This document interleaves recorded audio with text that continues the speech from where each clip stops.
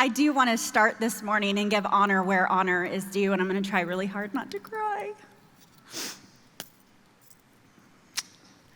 There's no way that I could even begin to describe the gifting and the anointing that's on my husband's life. It truly has to be experienced. He's helped us through so many tough situations, and this last year is no exception. I wish all of you could see how he's leading the staff, how he's leading the team, and how he's leading this church, and we are a church on mission. And we have a general leading the charge, and I'm so grateful for all that he has done. You know, I have the privilege of living with him, and so I've seen all the prayers the last several months. I've seen all of the tears the last several months. I've seen all the hard decisions that have had to be made the last several months. And I want you to know this morning that there's nothing about his calling to this house. There's nothing about his calling to this body of believers that he takes lightly. I'm so proud and honored to call him my pastor. I'm proud and honored to call him my friend and to get to do life with him. So let's give him some honor this morning.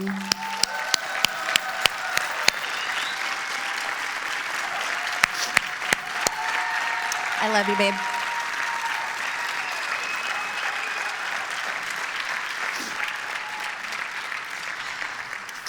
Carson, I do have a little bit of echo or something. I don't know if that's me or what, but I'll just live with it if it is. But it is good to be here this morning. I'm so excited to see all of you, whether you're in this room or whether we have overflow, maybe not until next service, but we've been having an overflow room that's full every week. And so we're super excited to see all of your faces. For those of you that are at home watching, not quite feeling comfortable to be here yet, we are excited that you've chosen to log on this morning. Check in with us and let us know you're here. Let us know that you're doing good. But you know, I have a lot of friends that their kids are having to do school online and do it virtually. And so they literally have to go and check in every morning to say that they're here. So I encourage each of you that are joining us online, check in with us. Let us know you're here. Let us know that you're doing good. And let us know how much you truly do love Pastor Don. You know, Pastor Don shared, always is up here sharing things about the girls and I that he never asks permission ahead of time to do. So this morning I did not ask permission to share ask his permission of anything that I was going to share. And you know, I would love to say that for the next few minutes I'm going to correct all of the things that he's talked about the girls and I about that he is not truthful on. No, I would love to show you some great pictures of how much he really does love cats. But I don't know if I did that this morning, how much you would grow, how much you would learn, and how much you would really walk away with. It'd be a lot of fun, but this morning, I'm just going to share a few things, share some insight into our life, and really it'll just be fun. But a few weeks ago, Pastor Don shared a message and told y'all about his flight home from Arizona through the Denver airport and about the man in seat 3A. You know, I love stories like that so much because it reminds me truly of how big God is. And in this massive world, God can move things around on my behalf, and he can move things around on your behalf. You know, I pray that all the time. God, work on my behalf. When I'm here on Sunday mornings, when I'm worshiping on the front row, or when I'm just spending time with him, when I'm giving God my time, whether that's through 21 days of prayer at 6 a.m. in the morning, whether that's through church services, whether that's through special services like the immerse water baptism that we had last Sunday, whether that's through small groups in person or virtually, even when I don't want to come, even when I don't want to show up, but I do, I give God the opportunity to work on my behalf. He's moving things around for my good. He's working things out for my favor. He's opening up doors, he's closing windows, and he's doing whatever needs to be done for me. And I love that story that Pastor Don shared because it really shows me how big God really is. And see, the interesting thing is I was supposed to be on that flight that day. I was supposed to be the one seated next to Pastor Don that day. I was the one that was supposed to get the free upgrade. But instead, God wanted to do something amazing in the man of seat 3A. And today I want to tell you about my flight home from Denver. And in order to do that, I need to give you some insight. I need to paint a picture of the man that normally travels with me but was not that day. You see, my husband is an extremely stressful flyer. Not really a person that you want to travel with, which does make life interesting considering I love to travel and I love to go places. But when we do travel together, not only do we have to be at the airport 5 hours before our flight actually leaves, we also have to be the first ones at the gate. He wants to get his seat. He wants to make sure he's prepared. So we're there 5 hours early. They don't even have our information up on the screen because we're so early. We're at the gate and we're ready. Not only does he want to be there 5 hours early, not only does he want to be the first one at the gate, but he also wants to be the first one on the plane because he's nervous, he's scared, he's worried that somebody's going to get his seat.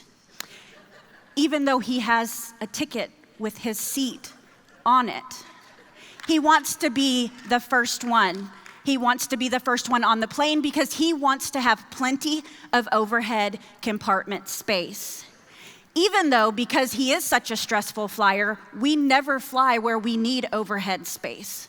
We never take luggage that has to go in the overhead compartment because there just might not be any space available. So often when we fly, whether it's in this country or other countries, we're in arguments, we're in fights at many airports because I don't want to be the first one on the plane. I don't want to be there 5 hours early. I don't want to be at the gate. So I'm usually in the bathroom because I've waited to the last minute to go to the bathroom. Or I'm looking around the shops. Or I'm technically hiding or stalling because I don't want to be on a plane where I have to sit and wait either on a too hot plane or a too cold plane while people take their time getting on. So a few weeks ago, I was in the Denver airport after visiting my aunt, and I was flying home, and of course I was one of the last ones on the plane. I get to my row, and there's a lady sitting in my seat. So I began to put my luggage in the overhead compartment because I'm traveling alone, so I can carry luggage on with me, and I'm not worried about it having to go in the overhead compartment. And so she begins to talk to me, and she asks me if she could have my window seat.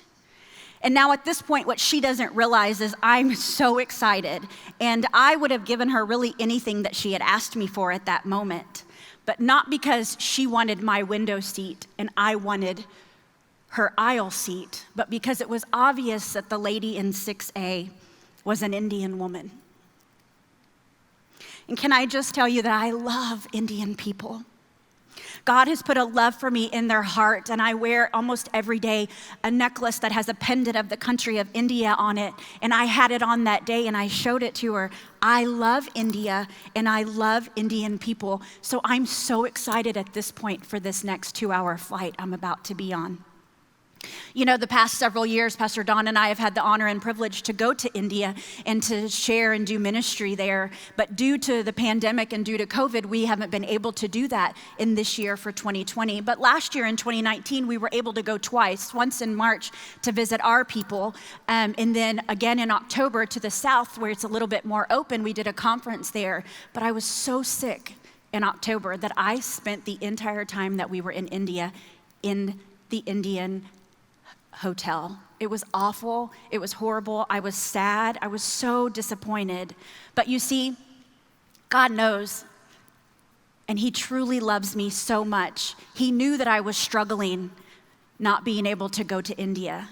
He knew that I was missing my friends over in India, and in this massive world, He put an Indian woman not just on my flight, but He put an Indian woman in my seat. You see, me and my new friend talked the entire way home. She grew up in India and she's lived in the United States about the last 30 years. She's been saved about the last 8 years and is a part of a great church in San Antonio. And it was super fun to talk to her, to get her take on what it was like going from the Hindu religion to Christianity and to talk about all that God had done in her life. As we were leaving my new friend in 6A, she says to me, "I was so blessed getting to sit with you."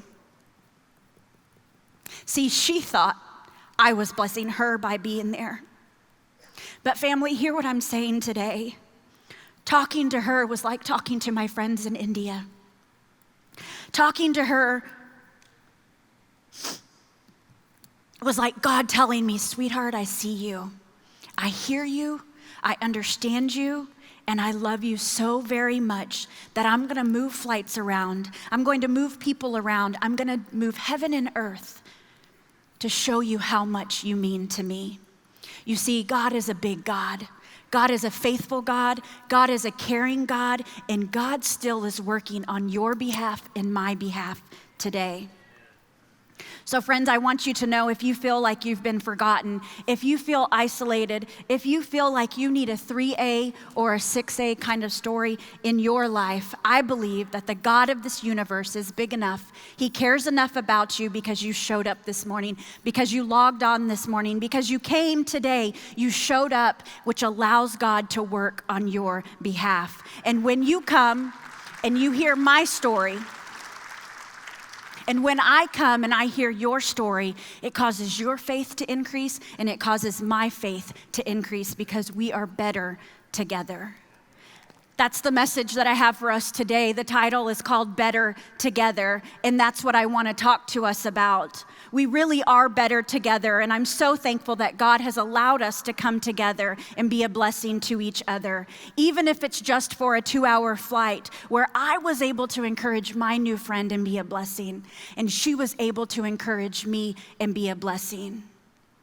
But I'm understanding more and more how important it is that relationships are. I'm not talking about Instagram relationships. I'm not talking about fake friends that are nice to your face but aren't nice behind your back. I'm not talking about acquaintances. I'm talking about real, genuine friendships. And those can be hard to find. Those can take time. They can take energy. They can take effort. But they're worth it. You know, the older I get, those are the ones that I really go after. Those are the ones that I put my time and my energy into. I'm really learning how important it is to be in a community with one another, to be in fellowship with one another, to be in groups with one another. So today I want to share with you why we are better together, what true friendship looks like, and some ideas on how to build relationships. You're going to hear me talk a lot about groups today because I've seen for myself how people grow and are supported in groups, and I want each and every one of us to experience that. I see how God has put people, has put family, has put friends in my life, not only to hold me accountable, not only to sharpen me through prayer, but to support me, to link arms with me so that I can weather the storms of life. Those are the things that make us better. When we support one another, when we grow with one another, when we hold each other accountable, and when we pray for one another. That's what healthy friendships look like. And I believe that that's what God has intended for all of us, to live a life that is together with others because we are better together. You see, this from the beginning just hasn't been my idea. It's always been God's idea and what God intended for family, for relationships, and for friendships. In Genesis 2:18, when God created Adam, he stood back and he said, "It is not good that Adam be alone, so therefore he created Eve." When he was done, he put in them a heart in all of them for relationships, for love, and for family. He said to Adam and Eve, "I want you to go and I want you to increase on this earth." What he was saying was, I want you to grow your family strong. Bring other people into fellowship with you. Build a family. Build a group of people around you. You see, family isn't always just about the family that you were born into. The Bible says in the Common English version of Proverbs 18, verse 24, some friends don't help, but a true friend is closer even than family. You know, we can build friendships that feel like family. You know, I know that there are people here today and they've experienced this by joining a group. Maybe they don't have family that lives around here. Or maybe the family that does live around here isn't living for the Lord. They have created families out of friendships and they have grown over time. They've grown through groups. They've built strong relationships together. I love illustrations, and I think they just help us so much kind of remember the message or remember the point or get across what God's trying to do. And I think it's so awesome that God has given us an amazing picture in nature of what it really means to be better together. A few weeks ago, when Pastor Don and I were in Arizona, we were visiting and showing our love and support to Pastor Joshua and Christina Pinkston. And while we were there, we took some extra time and we went to the Grand Canyon. On our way to the Grand Canyon, we drove through this beautiful area of redwood trees. Now, I would love to tell you that at that point I had this message together and I had thought ahead and I knew that God was going to use this illustration and I had taken some beautiful pictures of these redwood trees. But I didn't have my stuff all together then. I didn't know that God was going to use this illustration. But I did get some great pictures at the Grand Canyon that I'm going to show you today. So guys, go ahead. Put them up there. Oh, so cute. Look at Don and I. Oh, we have lots of these pictures of him by himself. We're not quite sure why, but he wanted lots of pictures of him by himself. Oh, there's Camry. Callie had to work, so she wasn't able to go. And then one more. Do we have one of the whole massive? There you go. Next service, maybe we could get that one really big so you could see. The pictures don't really do it justice. It's massive. It's huge. It goes on forever. It's gorgeous. It's beautiful. But here's actually some actual redwood trees. Look at that. These trees are, I want you to notice how close together they are and how tall they are. It's really hard to see in the pictures, but I want us to focus on how close they are together. God is serious about us being together, and he gave us such a great illustration, such a great thing, a visual in nature. Redwood trees are so unique. I've done a lot of research lately on redwood trees. Redwood trees can grow to be over 350 feet tall in the air, and they grow super, super close together. What I found out that was so interesting is that their root systems are really shallow. They're only about 5 to 8 feet deep underground. Now, you would think, or I actually thought, that because of something so tall, they would have to have a root system that went down super deep, but that's not the case. It doesn't have to have a root system that's super deep to hold itself up. What's amazing is that the root system doesn't go down deep, but it spreads super wide. These roots find the roots of the other trees, and they begin to intertwine together. They begin to intermingle with one another. And it says that they find nutrition from one another. And literally, the way their roots are connected with one another, it can hold each other up. It says that for thousands of years, a tree can be there and it can die, but it would take over 100 years for that root system, for that tree to fall, because its root system is so intermingled. It's so intertwined with the other root systems.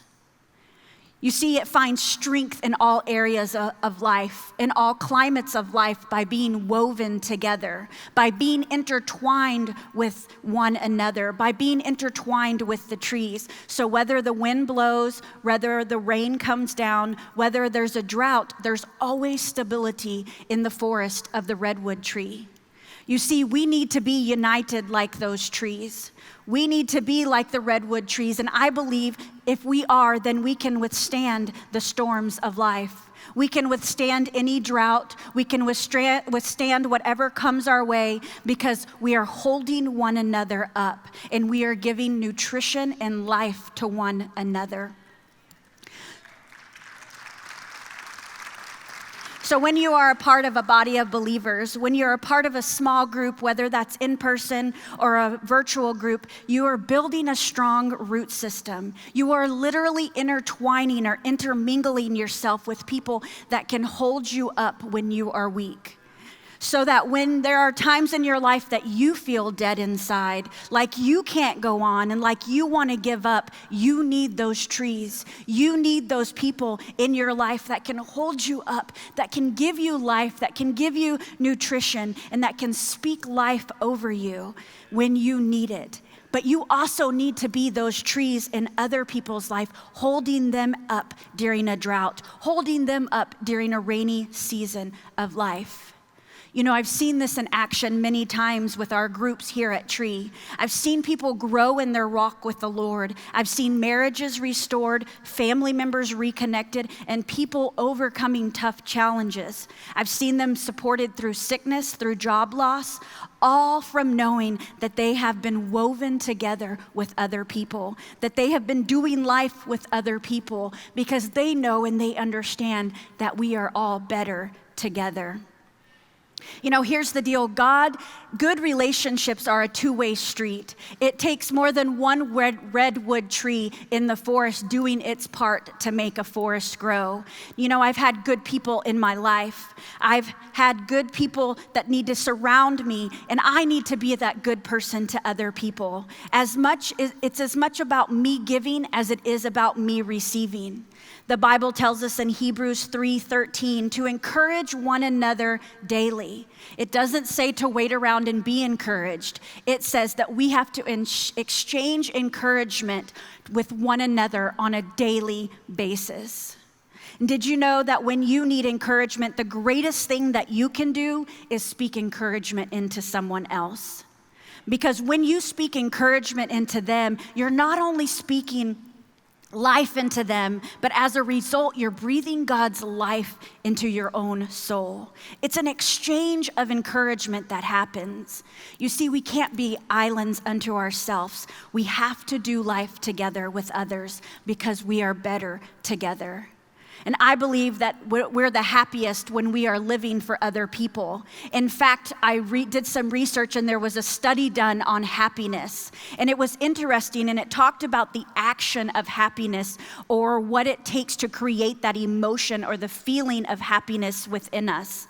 And you would think that you're the most happy maybe when you go on vacation or maybe when you get presents, maybe when you go to a party. But really what the study said was that you were the happiest, or you are able to create this feeling of happiness when you are helpful to others. When your purpose is tied to someone else's purpose and helping them fulfill it, that's when we are the happiest. And you know, I believe that that's what makes this church work. I believe that that's what makes groups work. I believe that that's what makes this church what it is. I believe that this church is a place where you can come and you can be loved on. You can be prayed for. You can be encouraged. But it's also a place that you can come and you can be the one loving on others. You can be the one praying for others. You can be the one encouraging others. This church is a place that you can come and we'll link arms with you. And I love this church because you don't have to be perfect to be here. You don't have to be perfect to be loved. You don't have to be perfect to join a group. No one's judging you. They're just here doing the best that they can, loving you and being as helpful as they can. I do want to say that I know that sometimes it feels like life might be easier if you were to do it alone, because sometimes there's people in our lives. Sometimes we've got people around us that are annoying, people around us that might be aggravating or frustrating. And I'm not saying that we can lock arms with just anyone, but trust me, I know what it's like to have important people around you, to find the right people around you. We all have people in our life that need to stretch us. We all have people in our life that help us grow. But I do believe that God has placed people in our life to stretch us and to grow us. God will give you the grace to deal with those people. Maybe they're coworkers, maybe they're acquaintances, maybe they're even family members, but we all have people that are around us. But God just might have you be the one that's speaking life into them, speaking encouragement into them, being a blessing to them, because I also know that we can be the aggravating one. We can be the annoying one. We can be the frustrating one at times. All of us in here have at one time or another been that person. So we need to make sure that we're speaking life into the relationships around us. God intended us to be in relationships. He intended us to be in families, to be in a fellowship with one another, to motivate, to strengthen, and to support each other. That's the healthy way to live. In Ecclesiastes 4, verse 9, it says, 2 people are better off than one, for they can help each other succeed. If one person falls, the other one can reach out and help them up. but someone who falls alone is in real trouble. You see, if we're going to find healthy lives or live a healthy life, we have to understand how important it is to build healthy relationships, to develop strong relationships, to develop a community with people, to grow relationships around us, whether that's in a virtual group, whether that's in an in-person group, or whether it's just doing life with the people around us. It's so important that we build a strong group around us. One of the ways that we can be a helpful person is to look after the best interest of someone else. And what I mean by that is illustrated in the Bible when it says that we are to sharpen one another. Proverbs 27:17 says, "As iron sharpens iron, so a friend sharpens a friend." And I've been thinking about that word, and if you think about it for a minute, if you've ever cut your hand on a knife, you know sharp things hurt. They don't always feel good. But you better have some sharp people around you. And I'm not just talking about people that'll tell you what you want to hear. I'm talking about people that will strike iron with you, that will sharpen you, because I want to know when I'm headed in the wrong direction. I want to know when I'm not seeing everything of a situation clearly. Sometimes I need iron to sharpen me. And sometimes that can hurt, but when it's done in love by people who have earned that place in my life, it changes me for the better. It grows me to be more like Jesus, and it catapults me into the things that God has for me and for my life. So God is saying, I want people in your life to sharpen you as you sharpen them. But again, that only comes from trusted relationships, a trusted group of people, a place where you know and feel genuinely loved. I can tell you that some of my greatest growth has come when I've been challenged by the people that love me most. When I've been held accountable, when I've been pushed to do things by people that love me the most. Because they not only hold me accountable, they not only sharpen me, but they're able to link arms with me. They're able to intertwine their root system with my root system. So what am I saying today? I'm saying that we are better together, and we have to do life with the people that are around us. You know, this whole message came about because I've been so mad at the enemy. I've been so mad at the devil because of what COVID has done to relationships and how they've changed them so much. Because either you can't get together, or when you do get together, you have to wear a mask and you can't breathe, you can't hear people. It's caused us at the beginning to get in such fear across the globe, and it's caused us to isolate ourselves. And I honestly feel like that's one of the worst things that we could do as people. Now, I believe that we need to follow the rules. I believe that we need to wear masks. I believe that we need to wash our hands, that we need to use sanitizer. I believe that we need to do whatever we can to slow or to stop the spread of this virus. But I also believe that the enemy has used isolation to mess with people. Isolation causes or leads to loneliness, it leads to fear, it leads to rejection, it leads to depression, all emotions that I struggle with. It's damaging to both our mental and our physical health. Again, the Lord never meant for us to do life alone. So maybe you were a mom and a wife here, and you've been struggling. You had already been struggling just trying to keep your head above the water with those two things. And then because of the pandemic, because of the outbreak, because of COVID, now you're having to become a full-time teacher to your children. And it's just caused you to be under a little bit more stress than you feel like you can take. Maybe you're the provider and you're concerned about all of the cutbacks and the layoffs that have been going on. You know, so much in our lives changed overnight, and I believe that the enemy used the isolation to scare people and to cause them to live in fear. Now people are staying home because it's more comfortable or it's easier. Not everyone, I understand, but there are some that are. We need to make sure that we're doing life with one another. You might be surprised to know, I was surprised to know that the Bible says over 50 times in the word, the phrase one another. In 1 Peter 4:8, it says, love one another deeply. In Ephesians 4 verse 2, it says, be patient with one another in love. Ephesians 4:32 says, be kind and compassionate with one another. Galatians 5 verse 13 says, serve one another. Hebrews 10:25 says, encourage one another. Galatians 6:2 says, carry one another's burdens. Don't isolate yourself because you think you're strong enough and you've got it and everything's gonna be okay. Because you might be strong enough to do what you have in mind, but you're nowhere close to being strong enough to do what God has in mind without other people around you. We all need to be people that are investing in others, and you can invest in people in a lot of different ways. You can give them money, you can give them gifts, you can do nice things for them, but can I tell you, when you give them your greatest resource, your time, yourself, it makes all the difference in the world. You begin to intertwine your life with someone else's, even if it's just for a season. I believe that that's when you can stand strong. I believe that that's when you'll grow, and that's when you'll be able to stand the storms of life just like the redwood trees. God intended us to do life together, to live a life for other people. So I ask you this morning, who are you intertwined with today? Who are you investing in today? Who are you allowing to invest into you today?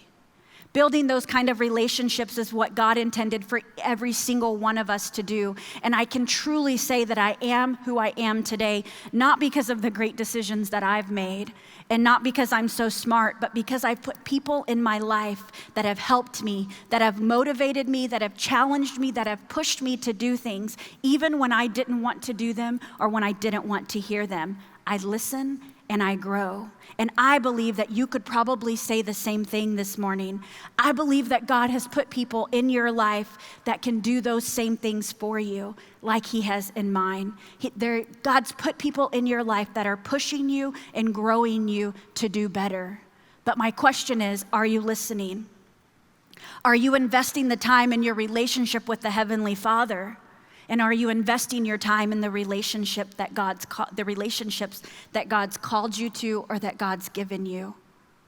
Or are you investing your time and your energy in Facebook relationships, Snapchat relationships, Instagram relationships?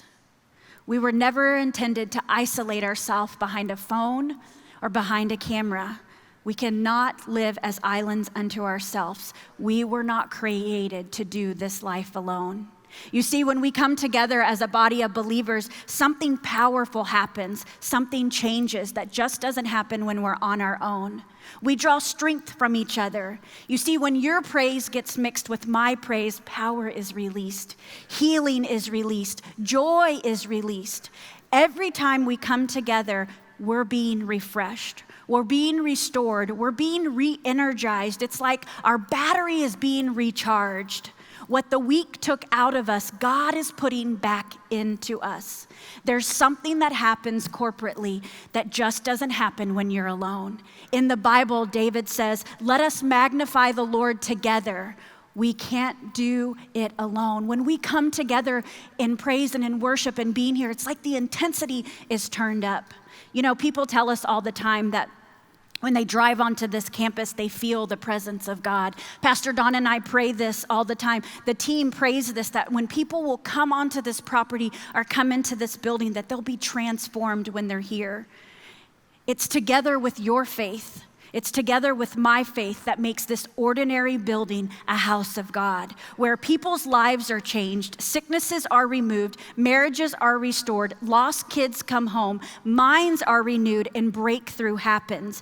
Our faith mixed with everyone else's faith, whether that's during a Sunday morning service, whether that's in an outside water baptism night, whether that's in a small group, in person or online, something powerful happens. It breaks bondages, it lifts depression, it restores joy, and it brings healing. There's something powerful that takes place. Your faith is making me stronger. Your praise is helping me fight my battles. Your smile gives me joy. When we come together, we're not only refueling ourselves, but we're helping refuel other people.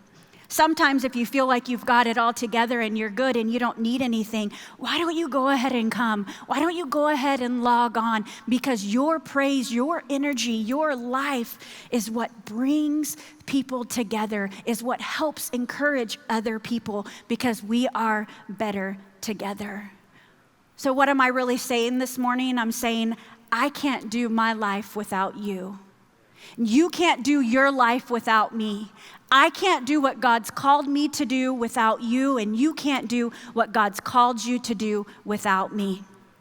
I can't grow without you coming and getting involved, without you building relationships, without you being a part of a small group. I can't grow, and neither can you. You see, together we are stronger. Together we can withstand the storms of life, and together we can face what this life will throw at us. Together we can push back and we can fight the enemy. We are better together.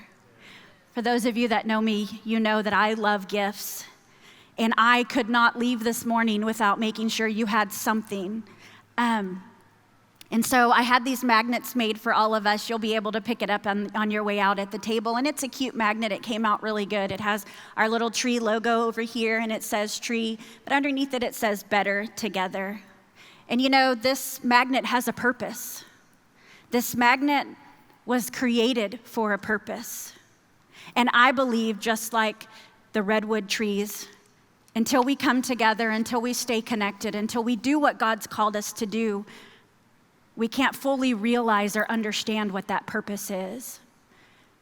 But what I want to tell you this morning is you have a God-given gift. You have a God-given destiny, and you have a God-given purpose. But that's only fully realized when you do two things: when you connect to the Heavenly Father and when you connect with others. Then your purpose is revealed, because we are better together.